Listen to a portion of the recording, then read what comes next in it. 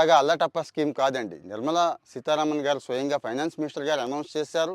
8 కోట్లు కేటాయించేశారు. ఈ సంవత్సరం అంటే నెక్స్ట్ మార్చి లోపే 1,25,000 మందికి ఇంటర్న్‌షిప్ ఇస్తామంటున్నారు. ఇంటర్న్‌షిప్ అనంగానే మీకు చాలా డౌట్లు వచ్చుంటాయి. బడ్డీ కొట్టులోనో లేకపోతే బఠానీలు అమ్ముకునేది ఇలాంటివి కాదండి. దేశంలో టాప్ 500 కంపెనీలని ఒప్పించారు. వాళ్ళు కూడా ఒప్పుకున్నారండి. వాళ్ళ కార్పొరేట్ సోషల్ రెస్పాన్సిబిలిటీలో కొంత పెట్టుకుంటుంటే గవర్నమెంట్ ఆఫ్ ఇండియా మన అకౌంట్లో ఇంటర్న్‌షిప్ చేస్తున్న వాళ్ళ అకౌంట్లో 4,500,000 ప్రతి నెల వేసేస్తూ ఉంటే మళ్ళీ ఫైనల్గా సంవత్సరం అయ్యేసరికి ఇంకొక 6,000 వేస్తూ అలాగే ప్రధానమంత్రి బీమా అంటే జీవన్ జ్యోతి బీమా యోజన, సురక్ష బీమా యోజన ఇవి కూడా కల్పిస్తున్నారు.